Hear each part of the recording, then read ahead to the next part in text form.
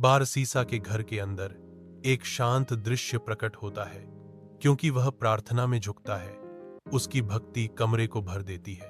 तीन भाई युद्ध के लिए प्रस्थान करने की तैयारी करते हैं। उनकी बहन पास खड़ी है, एक मौन विदाई हवा में लटकी हुई है। भारी मन से भाइयों ने अपनी बहन को बारसीसा की देखभाल में सौंप दिया। उनके बीच एक गंभीर प्रतिज्ञा का आदान प्रदान हुआ। बारसीसा बहन को देखता है, उसका भाव कोमल और आश्वस्त करने वाला है। तुम यहां सुरक्षित रहोगी बच्ची, मैं तुम्हें सुरक्षित रखने की प्रतिज्ञा करता हूं। भाई प्रस्थान करते हैं, अपनी बहन को बारसीसा की चौकस निगाहों में छोड़ जाते हैं। उनके कंधों पर आसन्न युद्ध का भार भारी होता है।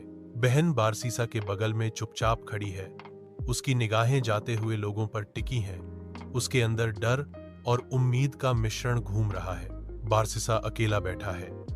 रात की खामोशी उसके अलगाव को गहरा कर रही है। अचानक बारसीसा के सामने एक मोहक अजनबी प्रकट होती है। उसकी उपस्थिति चुंबकीय है। शैतान भोजन और आराम का प्रस्ताव रखता है। उसकी आवाज एक सुखदायक मरहम है। शैतान बारसीसा की कमजोरियों पर शिकार करना शुरू कर देता है। पाप बारसीसा और लड़की के बीच होता है। बारसीसा क्रॉस पर लटका हुआ है, नफरत के सागर के खिलाफ अवज्ञा का प्रतीक। उसके भाई उग्र भीड़ के किनारे से देखते हैं। उनके चेहरे दर्द और शक्तिहीन क्रोध का कैनवास है। अंधेरे से शैतान प्रकट होता है, जो शुद्ध अंधकार का प्रतीक है।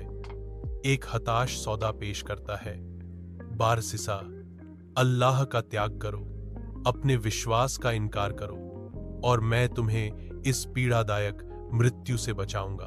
अपनी आखिरी ताकत जुटाते हुए बारसीसा फुसफुसाता है, कभी नहीं, मैं अपनी आस्था के साथ विश्वासघात नहीं करूंगा।